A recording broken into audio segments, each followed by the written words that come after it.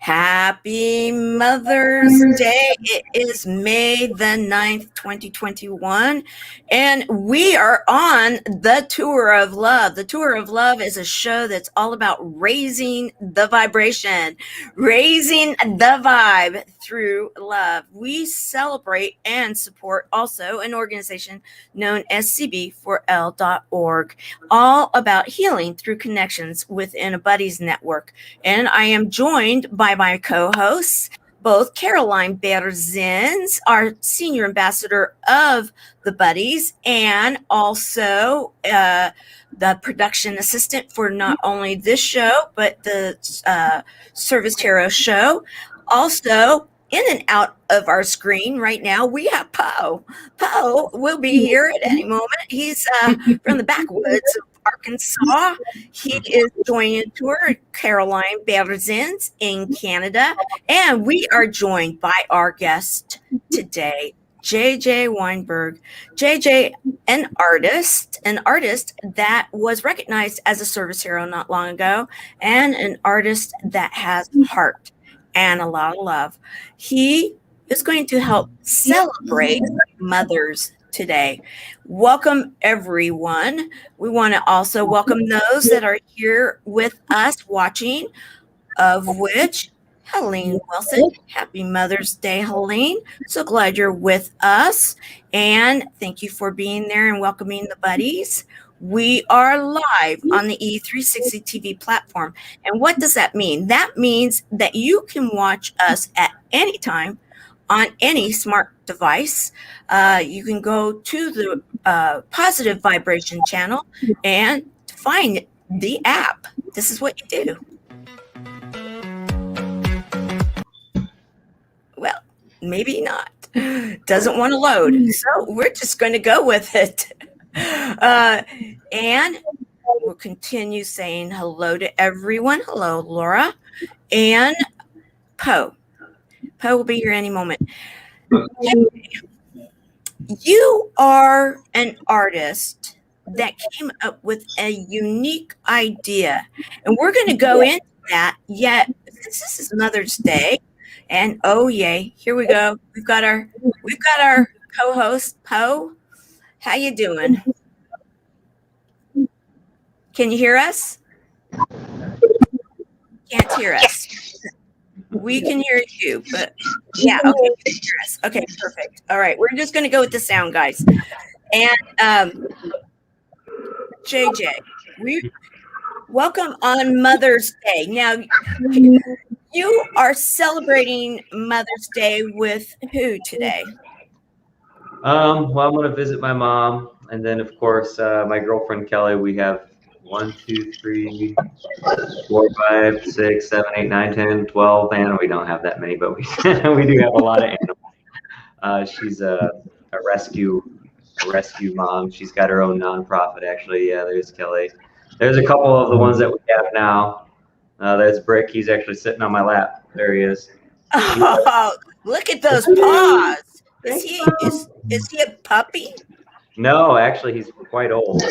He's a rescue. Kelly, his brother came in or was found kind of like frozen to the ground. Kelly works at the Hobart Humane Society, and so she gets some of the tragic calls and some of the worst things. And then his brother didn't make it, and we pulled him in, and Kelly goes above and beyond for the animals. So with her, and then I'm going to stop and see my mom. Yeah, that's me in the bunny suit there. We have Kelly has us go off to the nursing homes, and we do like little costumes, and then that's actually a mural I painted of our 2 cats. She rescued Franklin down there when he was just a kitten, and really brought him back to life. He wouldn't have survived without her. So, yep, there it is. That's him on the left when she first got him. She was, of course, she didn't know, like a new kitten mom, she didn't know that she was feeding him the wrong way. You're not supposed to feed a cat upside down like that because it can choke. So she knows better now.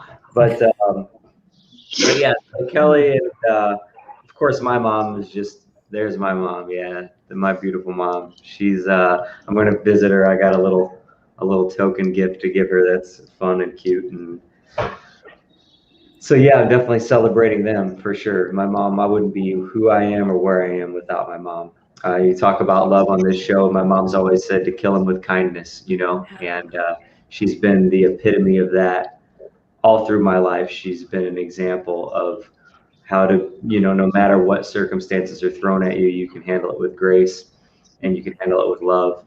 And that's my mom in a nutshell. She's went through some hard knocks. She's seen a lot of stuff and been at the receiving end of things that she shouldn't have, but she still handled it with grace. So I definitely would thank her for taming the fire in me, because I've got, like, even on my show that we talked about some stuff like my relationship with my dad. She helped us handle that with grace, so everything I am, I owe to my mom for sure. What a beautiful tribute that you just gave your mother. What a beautiful tribute. You also shared, and no one really be able to read it here, but you shared this, and give us an idea of what this letter is. So she just gave this to me, I think last year. She's had it since 1998. It was, so I told my mom when I was 10 years old so 10 years before that letter, because I was probably 10, I was 10 in 88. So I told her I was going to go to the American Academy of Art in Chicago. She said, absolutely, that's great. And so, like, she's always encouraged my art, always supported me. And, the art school I went to wasn't cheap. So, she's still got loans out right now. Like, it's just crazy the way that it works. But she did everything she could to make sure that, like, I could pursue my dream, and she does that for my brother and my sister too. She's just there for us. Never anything but encouraging. And actually, to that notion too, like every morning before she would leave for work, because being a single mom, a lot of times we'd wake up and she wouldn't be there. She'd always have a letter on the kitchen table for us that had some positive thing to say, and it just, at the end of it, it just said, "God loves you and so do I." And from my journey in spirit and love has been opened because of my mom. Like, I grew up in a quasi-Jewish Christian household, and because of my mom's love, I've explored every faith and denomination and spirit like thing that you can imagine, because it was never, you're going to be punished if you don't follow the rules. It's, I love you no matter what. And that is what frees the human spirit, what frees our souls to explore, to be artists, to be creatives, and to just to be genuinely good human beings, I think. So it's beautiful. And Poe, I know that you created something, and we're going to go into that in a few moments, for mothers, because you are an interesting case too, because you talk about it here on the show a lot, about your dad and how he wanted you to be a doctor and such things. Yet, what about your mom? How was she when you got off the daddy scholarship, as you always put it, and decided that that there were other things you wanted to do in life, and that you liked drama, you wanted to pursue film and all the different things that you ended up pursuing? What about that? What was your mother's reaction? Well, thank you. And JJ, welcome. It's great to meet you. Hopefully my audio is still there, because we've had big thunderstorms here, and so we've had some technical issues.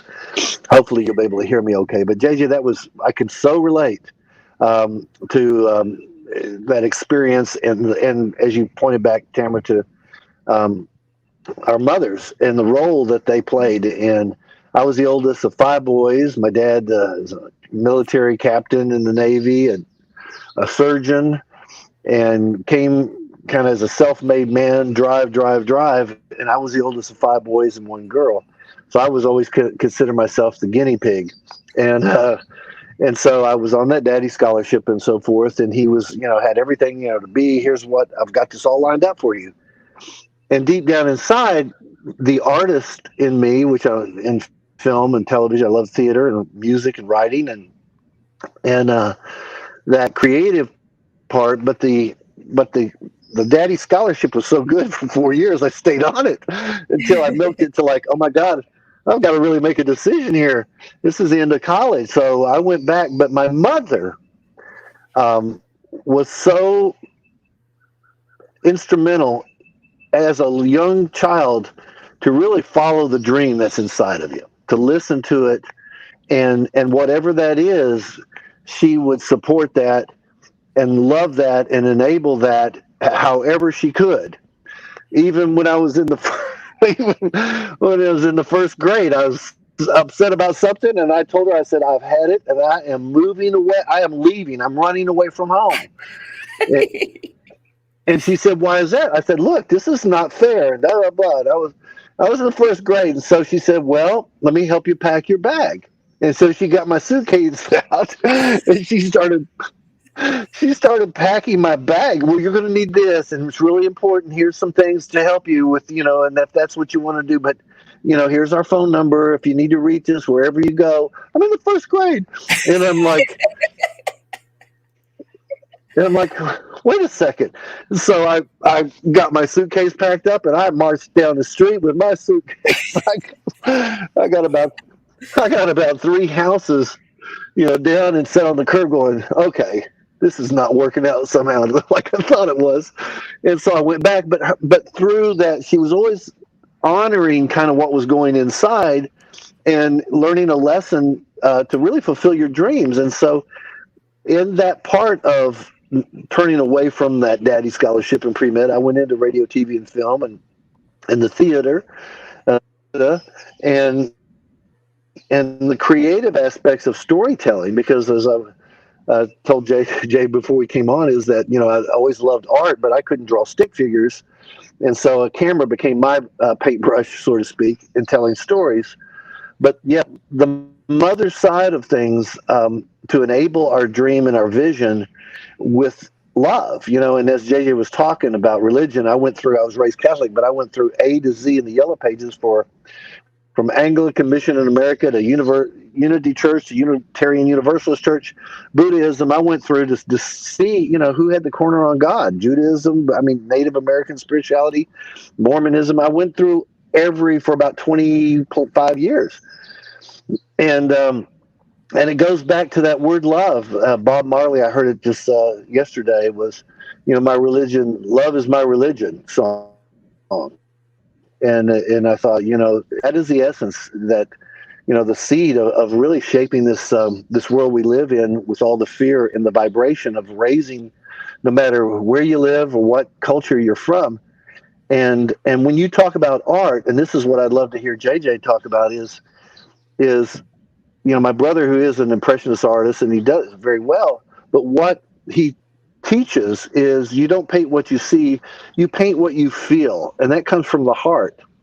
And instead, we're all trying to paint what you feel, and that is a vibrational energy that comes from here. It doesn't come from here.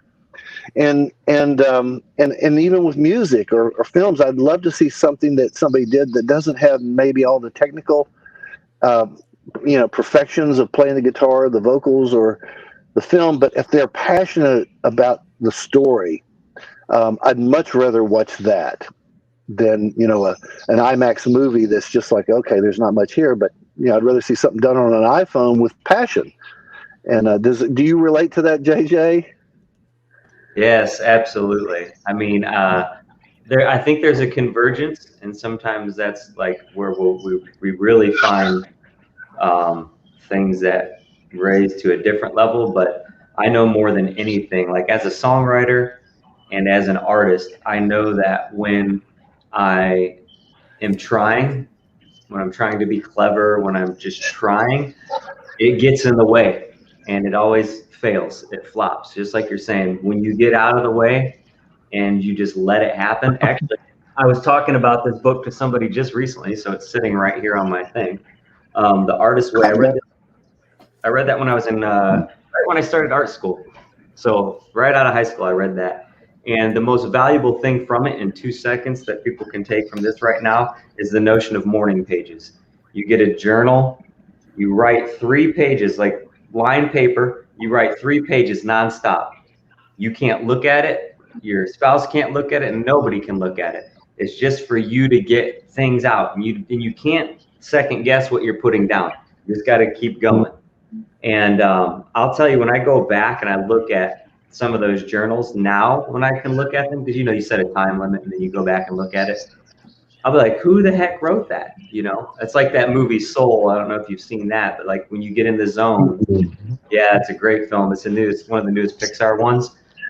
So Soul, it's love and passion and just kind of getting into your spirit, into your like daimon, your genius, like getting into that authentic place. And I think love is the path to that. Love is the light that gets us to that authentic path. So it's like, I heard you guys talk about frequency, and one of the people I listen to and look at the most in podcasting and just talks and his books, his name is Jeff Thompson. I discovered him on London Real, and he talks about love in such a raw way. Where he talks about it's not a feeling, it's a frequency. He says that often,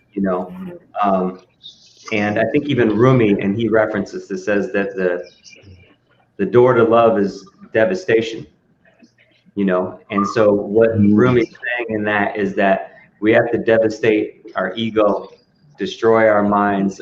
I think Khalil Gibran says that so as love is for our growth, it is for our pruning. So when we start to have a more complete vision and understanding of love, we don't think that it just means sunshine and puppy dogs and, as Jeff calls it, hugging trees. It means that too, but it also means, devastating the mind. It means destroying the ego. It means dying so that we can change and be reborn. It means pruning the trees so that we can regrow. So again, all this is due to my mom. I wouldn't stuff if it was, she brought me here, so that's why we're here. Well, and thank you for sharing that. And I want to recognize also Caroline Berzins. Happy Mother's Day to you, Caroline. And also, your mom, and then then I'm going to hand it back to you, Poe, in a moment. But I want to, before we go too far into this, I want to bring up images of your mother, Caroline, because she's in another country, isn't she? Yes, my mom is in Scotland. And you are where? I'm in Canada. Uh-huh. So my mom is 3,000 miles away from me. So every chance I get, I call my mom just to check up on her and make sure everything's good with her. And we usually have a pretty good conversation now. I mean, it wasn't always the best road, but we've learned to let go of things and have a better conversation with each other. And actually, just before the show, I had a 3-way with my daughter and my mom today for Mother's Day. Yeah, that's my baby girl. And then, there's my mom. All right. Happy Mother's Day, Mom, up in heaven. All right. So we've done the Ode to Mothers. However, we do have something that our filmmaker, Poe, has created for this year. We shared last year's creation last week. This year, he has given us, for Mother's Day, a new video. So we're going to watch that now. And then we're going to get into a little bit more of that discussion with JJ. Today, I'm having some technical issues, guys, so hopefully it's going to load this time. Today, all across our planet, humanity is celebrating Mother's Day. Mother's Day is here. Show her that you care. What better place to celebrate than on the tour of love? We're wishing moms, regardless of where you are, young moms, grandmothers, and those who've left this earth and yet are in our hearts and with us every day. We're sending our love and our gratitude to you. We're living in a time with a power within each of us that can change the destiny for all of humanity. This is the power of love. So let's take that 18-inch journey from our heads to our heart and share it to every corner of the earth. The power of love on the Tour of Love show. Mother's Day is here. Mother's Day.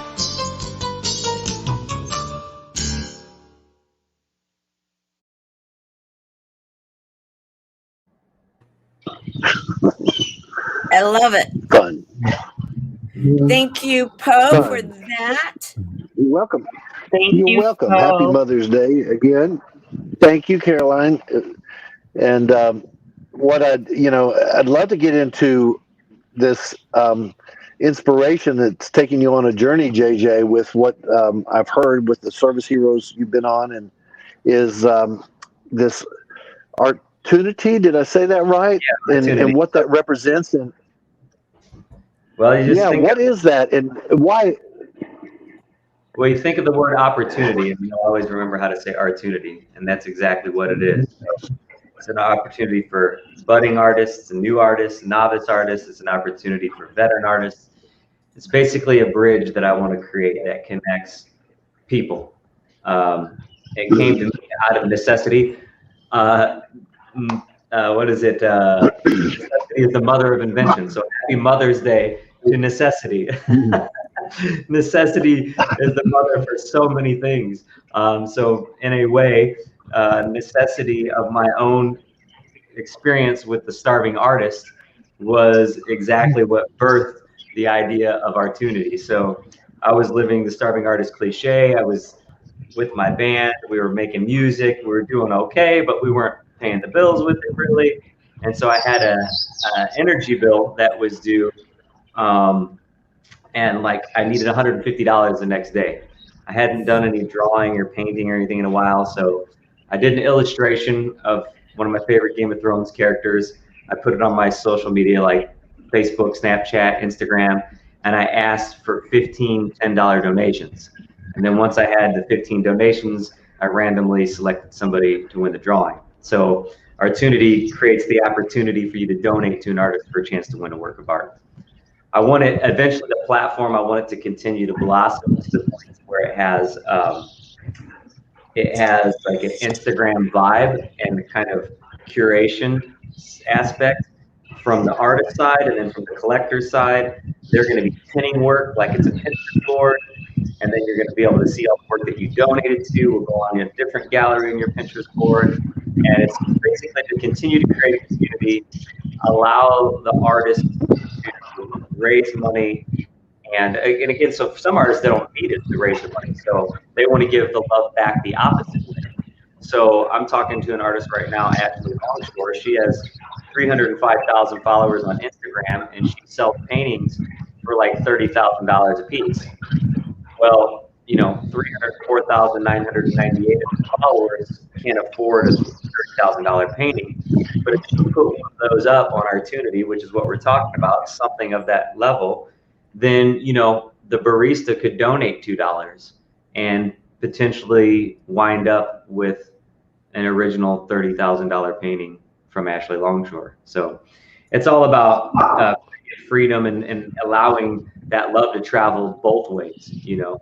And I see that Chris Casson just signed on. Chris is actually on the platform right now. He's trying to get into what are called NFTs. I don't know if you're familiar with that, but Poe, being that you are a visual artist of film, NFTs would might be something that would interest you. It's basically a non-fungible token, and what it is a asset created on the blockchain where the cryptocurrency and all that resides, and it validates a digital asset. So you could basically make an original one of a video that you shoot, and then, you know, you could start to monetize that, and, you know, you still have to build up the same kind of collection and everything and collector aspect, but that's where like Chris comes in. Chris wants to get into the NFT world, and I was telling him there's a little bit of cost because you got to buy cryptocurrency to make these exchanges and whatever else. And he's like, well, it's, you know, I gotta, maybe a couple of paychecks or whatever else. I'm like, but what if you didn't need a couple of paychecks? I said, what if we just put you on Opportunity? you've got enough people that support you, that love you, that would show, like, and not only that, it's like you've got great work. So, you know, he took the trip to Southeast Asia. You guys have that on the calendar, some of those photos. So one of the photos from the calendar we have, and we're making it his first NFT. So we're making it that one right there. Yep. So if you go on chance2win.art, you scroll down, he's the third person on there. We're only doing 10 donations. So you get a 1 in 10 chance to win the NFT. If you don't win, it doesn't matter because you're still going to get a signed photocopy of the print of Chris's photo. So that's up there right now. I think we've got one person donated already. Still working on getting that out there. But yeah, basically, you can donate to Chris, and once it's done, it raffles off, and then Chris is going to have the money that he needs to get into the NFT space. And then, of course, not only that, but some of the proceeds that he's going to end up securing through this whole process, he's going to donate back to the Madison House, because Chris, of course, is full of love as well. Right. So, right. And in fact, you have I don't want to call it a cartoon, but you have a video that was produced just recently, kind of explaining. I'm going to share that. It's adorable, may I say. And when you actually wrote the music, no, you sang the music. Sang the music. It's actually a cover of a song from Don McLean. It's called Vincent, or Starry Starry Night. One of the, I can't remember what the title is. So we did a cover of it. It's me singing, and a friend of mine, she's singing with me on it. And then all of the production, the character design is myself and my friend Benny. He helps me with all of my 3D stuff, and we storyboard and animate together and go back and forth. We were up till, you know, about 1 in the morning again last night working on a project. I have a saying that says "Dreamers sleep less." You know, that's one of those things, but it's just circumstantial, I guess. But yeah, please, I love. Okay, yes, let's play that. Okay, it will connect, I'm sure. Now I understand. I'll just keep trying. Now I understand what you tried to say to me. How you suffered for your sanity. How you tried to set them free. They would not listen, they did not know how. Perhaps they'll listen now. And when no hope was left inside, on that story night, you took your life as lovers often do.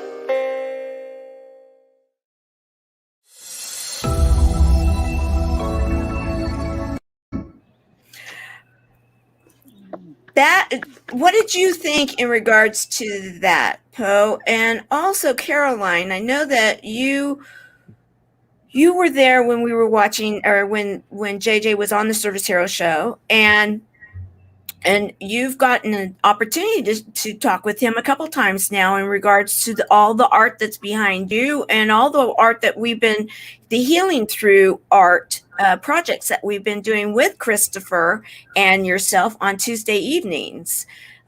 Would love to hear what you have to, possibly ask him in regards to the community of the buddies. You're on mute. First, I want to ask, what inspired you? I'm not muted, am I? No, I can hear you now. Okay. What inspired you as a young child to get into art?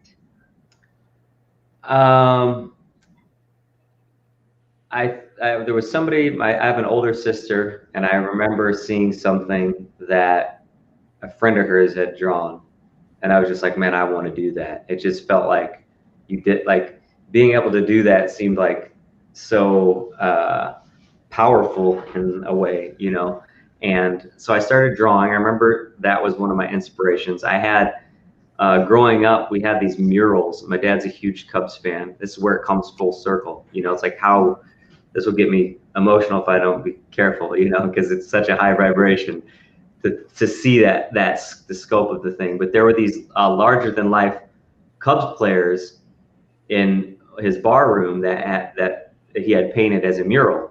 And so as a kid, I can't say honestly that I cognizantly remember like saying I need to do that, but they obviously had a huge impact on me. And it's Cubs players. And there you go. This is what I wind up painting for my dad, you know, 30 years later, and, you know, gets on SportsCenter's top plays and changes my life, you know? So it was a combination of that.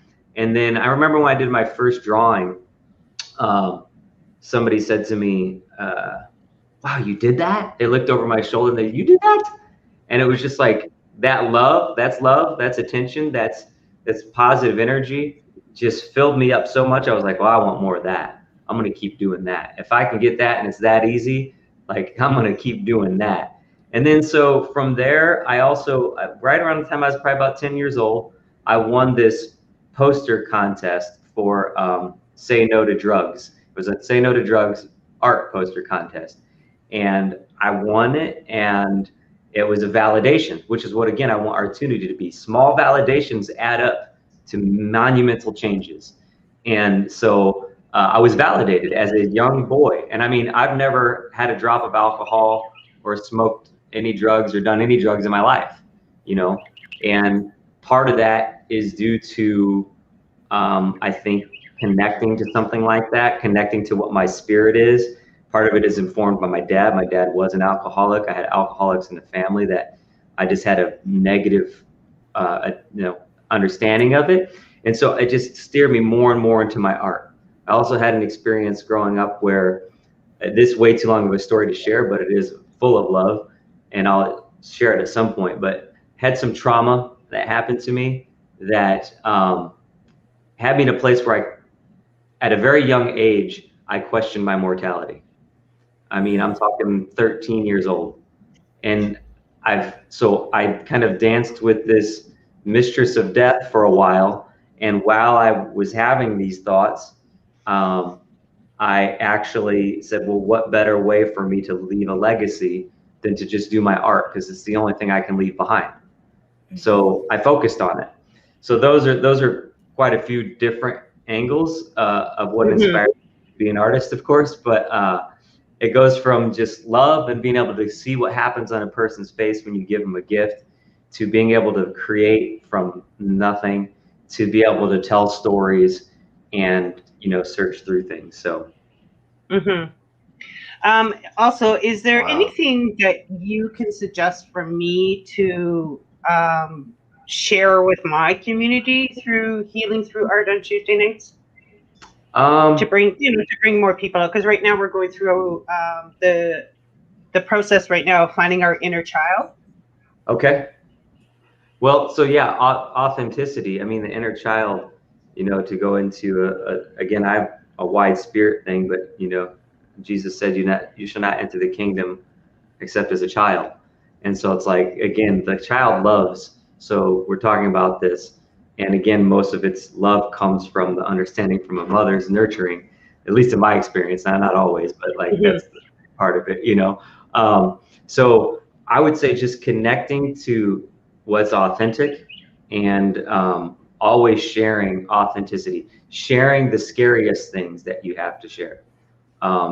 Because I've actually, it's so wild that that's what you're working through right now, because most recently with some of the political trauma and just trauma with COVID and everything, I've said to myself one day, I was driving and I was like, what if we're all just children, like not, and we're in these grown up people suits and we walk around, but like I've seen my dad many times as the child that he still is, that's trapped from his trauma. I can see it clearly because I'm not in his skin, and I see this sad, wounded child.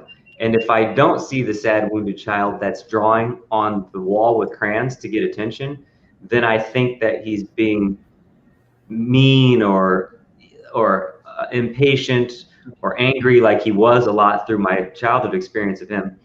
But when I understand him more fully, I see that we're all just children trapped in, big people suits. So the scary things that we can share tap us into what we're afraid of, maybe, because children obviously can get afraid, but then if we can show the light, I think, that will help cancel that out. So I would say, if you're searching for the inner child, tapping into authenticity and sharing, even, like I said, the scariest things, the rawest things, the realest things, that's what's going to connect. That's what's going to draw more people. That's what's going to make people who hear it want to share it. And then when they share it, they're going to share that they shared. And that's what starts to build your community, because, it's so authentic. I mean, even this, so, thanks to Tamara, like, I had no idea what the show was. And like, when she talked about doing it again, I'm like, absolutely, because it was such a beautiful experience. I was so surprised. So happy Mother's Day to you, Tamara. I know that you have that spirit with you always, like you even said with Chris and everything as well when we talked last week. So yeah, it's just so authenticity, sharing, connecting, going into the scared places that you might, think that you shouldn't go. Thank you. Oh, Appreciate it. Beautiful. thank you, Caroline. Wow, just so much. Yeah, thank you, Caroline, and yes, and happy Mother's Day to both of you, and happy Mother's Day to everybody out there watching. And JJ, there's so much to unpack in there that was just beautiful.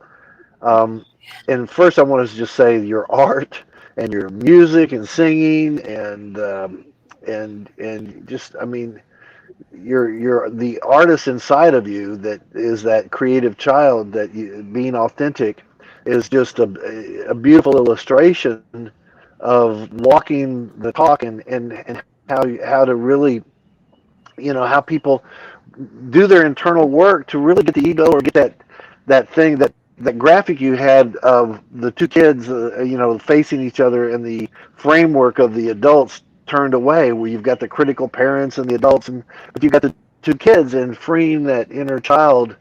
Oftentimes, it's interesting when people ask me about filming something, and back to what you said of getting out of the way. And really, I said, like a tree, I don't film the tree and present that tree to an audience.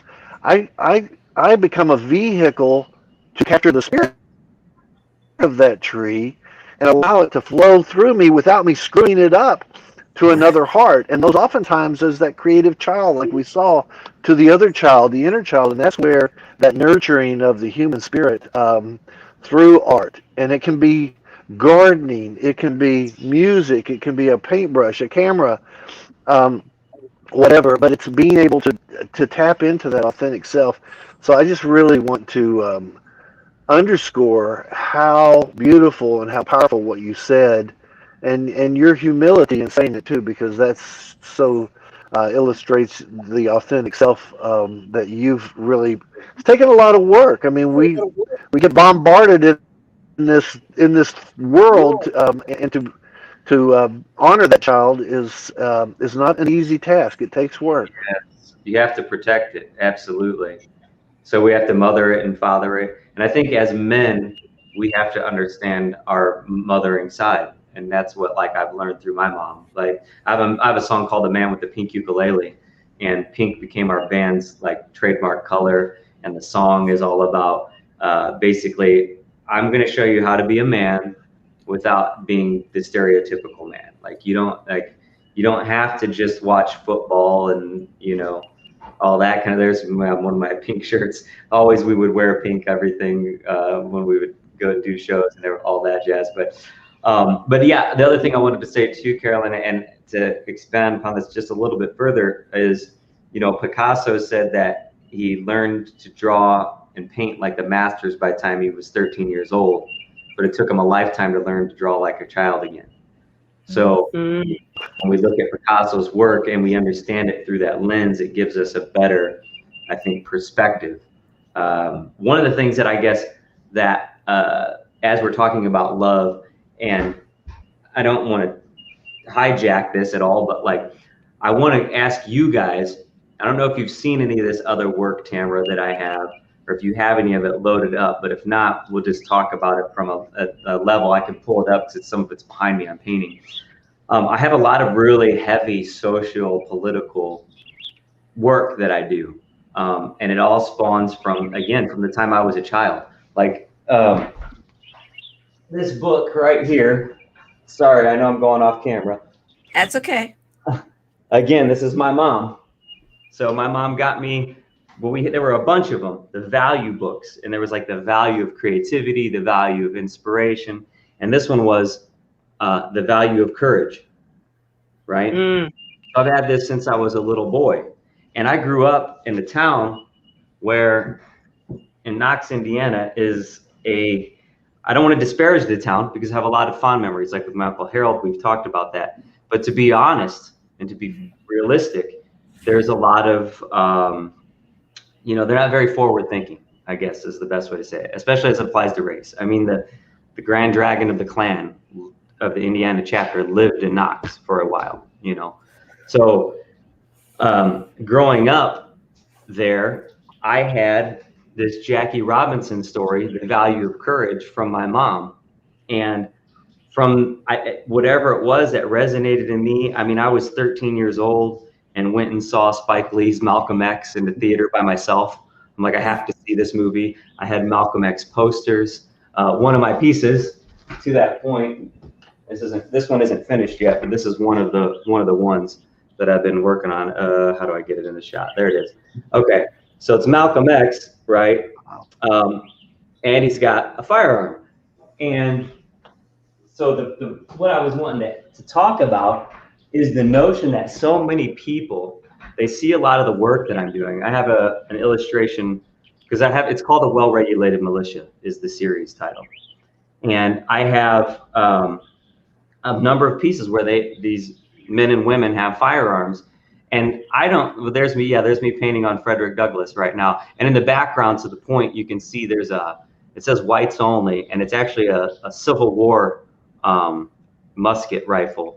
And, so I'm really trying to challenge what our perception is. And it's all comes from love. I know it makes people uncomfortable, and it's supposed to make people uncomfortable. And to your point of not telling the tree's story, I don't necessarily need to explain everything behind the images, but they all come from love for me. And I would never use a gun. I despise guns. I despise violence. Ironically, I have a ton of guns and, confrontational imagery in my artwork, but it's because I'm trying to tell a story of social justice and love at the end of the day. So I guess thank you for letting me give that opportunity to kind of get that out there, because I think a lot of times people see it and they assume that there's some sort of aggression or violence, and it's actually quite the opposite. So I guess I don't know how else to articulate. It's coming from a place of love, I guess is what I'm saying. Well, thank you for sharing that. And, it's an example too of, I mean, my own journey. I mean, so much, instead of putting ourselves in a box and finding our passion, and everybody's got a different passion about certain things, but to limit the flame, to pull, just to blow that flame or keep it small so that we're afraid how it's going to react. If it's burning inside of us, it's so critical in my journey, because I would never have gotten to where I was. I worked in film and television for now over 40 years, I guess, and a lot of it was hundreds and hundreds of political campaigns. In Arkansas, I can name a few names you'd recognize that I worked personally with, from the Clintons to the Huckabees to probably 400 or 500 campaigns throughout my career. And I was always I would refer to myself as the man behind the curtain. Well, I saw a lot of things, and things that were good and a lot of things that weren't good. And part of that was, okay, do I just sit on that and not express that somehow, because it's eating a hole in my soul? And I kind of got out of it. I bailed out, moved to Sedona, Arizona for 12 years to get away because I couldn't repeat what I've been doing. And I thought, okay, I'm going on a spiritual quest. And that kind of just reconnect to my ancestry, which was a lot of Cherokee ancestry. But and there wasn't Cherokee out there, but the Hopis and the Navajo and the Mayans and the Kogis from South America and the Lakota and Havasupai on the bottom of the Grand Canyon, working with a lot of tribes. And one of the things that I really wanted to focus on was, with all that I had experienced, how do I express that to help wake up or to move humanity? Not to say this is my statement, but to jar something loose inside of their own heart and soul to start thinking, feeling for themselves, and take a journey to explore what that feeling is about. And through film and televisions, I did that, and that whole. But so what you're talking about, because I did a lot of things that were considered very politically incorrect, and they were broadcast on a lot of stations, people's YouTube channels, and that you'd recognize some names, and then a lot of conventions, and I continue to do it, but it's not political. It's a consciousness rise that I hope to help people achieve.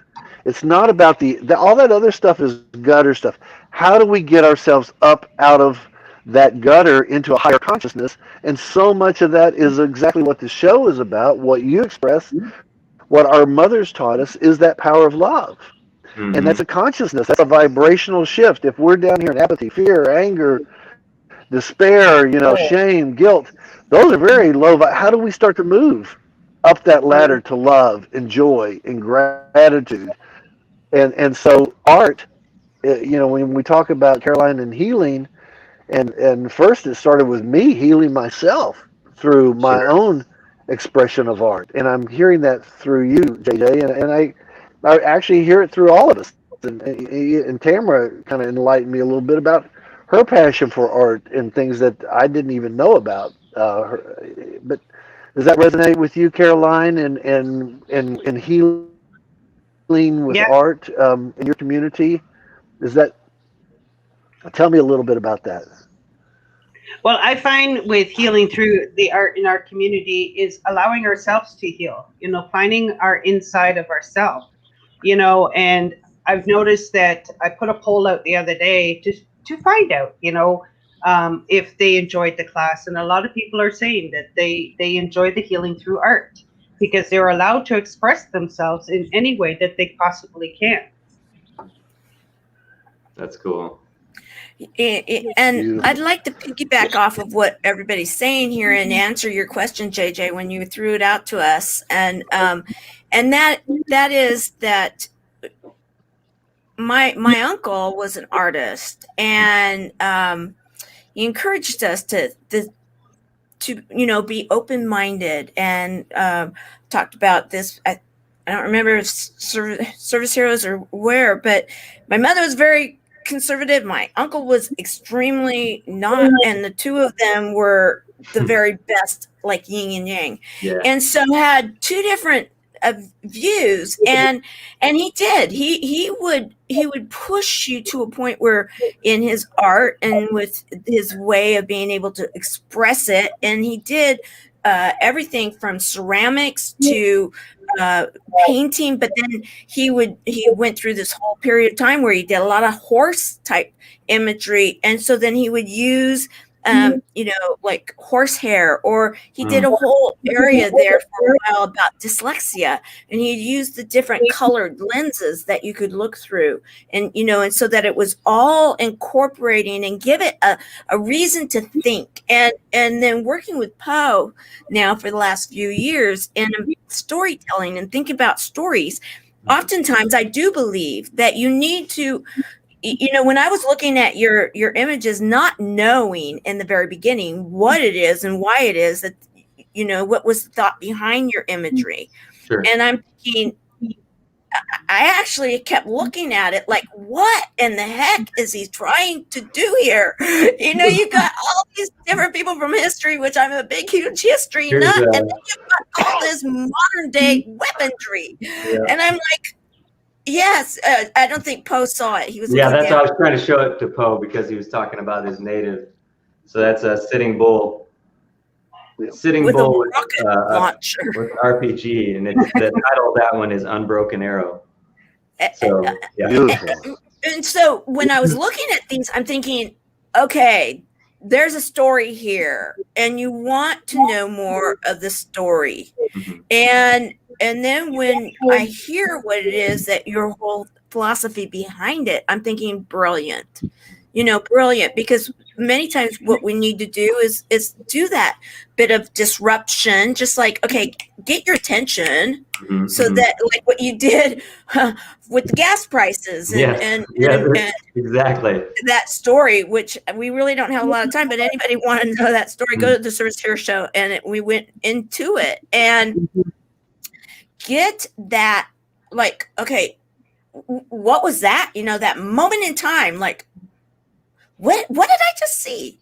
Right. JJ, what's the thought behind Well, it? I think Yeah. I think that we talked about this maybe a little bit last time. COVID or political trauma, it doesn't matter which side of the spectrum that you're on. Both the politics of the last 4 years and COVID were a massive shake to the soul.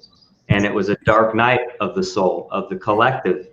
I think everybody went through it. So on the other side of that is an awareness. It's a dawning of a new day. It's us being able to rise again and figure out what matters most to us. Like I said, when I was dealing with mortality, it made me say, well, what matters more? You know, and that was my art and my creativity and all that stuff. So yeah, I think 100%. I'm just trying to promote love, even though it's coming from, it's like a tough love. The next series that I want to do is going to be, I'm going to have a series of paintings of just matadors with the bull. And because I feel like this is what my paintings are doing. And be inside a arena, and on the other side of the cape, as the matador is pulling the cape away, is a big either concrete block or bricks. And then on the front of the concrete block is a mirror. And so that's what I'm trying to do with my art. Like, I'm not trying to answer the question for you, like Poe said. I'm trying to ask the question. I'm asking it in a very like in your face way. But I'm like, well, how does this make you feel? How do we answer that? When I have Martin Luther King Jr. with a pistol, and you say he shouldn't have a pistol, and I'm like, yes, you're right, and neither should you then. What is the difference? What is the difference? If love is the answer, if Jesus says if you get smacked and turn the other cheek, then when do we have a time when we're supposed to be violent? You know, if Gandhi freed a nation with nonviolent resistance, that's why most of these figures are from history, because that was a time when maybe we had to have violence, and that was the only language that anybody understood. So John Brown speaks violently, and his paintbrush is a sword. You know what I mean? But shouldn't we have transcended that? And if we have, let us transcend it altogether as one human race, and not have specific people transcending more than others. You know what I mean? So that's the question I'm postulating, not trying to answer it. Here's the mirror. When you run full charge at me with your opinion, let me move that cape, and then you'll see yourself in the mirror. But if you're going too fast, you're going to run right into that concrete block. Powerful. Wow. And you've been officially invited to. Christopher took my question. I see it right there. Yeah. So absolutely, I'll do something with you guys for sure. That would be wonderful. It'd be wonderful. Great. Thank you. As we start to close up, because we've got only about 4 minutes left now, Poe, what would you like to? I'm going to let you start wrapping it up. Well, I'd like to go back to two points that seem kind of simple, but they are so critical because, I mean, and that's that child. You know, so many people who may be watching, we're talking about art. You know, we've all been involved in art in different ways, and a lot of people look at this perhaps and say, I'm not an artist. I can't, I'm an accountant. I'm a lawyer. I don't know, whatever. Well, my brother Barry, who is a very successful impressionist artist, he does a lot of workshops. And sometimes, and I've filmed a few of them, and he'll have like a group of real estate agents or their clients who are all lawyers and stockbrokers and people who are all in their head about doing stuff, and they're the farthest things they'll say from an artist, but he's going to teach them this very elaborate art class, and what he starts off with, which relates back to what JJ said, is that he goes, I want everybody to remember when they were a little kid. Mm. And you got that, and you probably heard me say this before, Tamara, and when you were a little kid and you got that first box of crayons and you opened it up and they were all sharp and you had a blank piece of paper, you couldn't wait to draw something. I know I couldn't. Exactly. You were an artist and you were that inner child. And so what he does in his workshop is to try to migrate that grown-up who's turned their backs on so many things and face the real child inside of you and go back to that feeling and that creative expression as a child. So I thought what we talked about was so beautiful for everybody out there. And the mother is being able to do that from your heart. Oh, yeah. And our mother's, certainly my mother, and I hear from JJ, is that seed that has really, I think, nurtured and has grown into what we now express in our own ability to do art. So thank you, JJ, for being, and thank you, Tamara, for doing this wonderful show. JJ, tell us about this. So my mom, that's my niece Morgan. The book is called Munch Pie Morgan, and she used to do things with her, like to talk to her about her body parts and at the same time related to food. So she has this little children's book called Munch Pie Morgan. So this one is elbow macaroni. We'd like you to go and go, oh, eat your elbow macaroni. So that's adorable. But that my mom has embraced and kept her inner child all through the years, 100%. And again, like that's why it's so profound and impactful. But to get to that Rumi quote, it was actually the way of love is not a subtle argument. The door there is devastation. I was just remembering it. And again, when we think about the child, we have to devastate the grown-up to get back to the child. So again, it comes back full circle. It relates.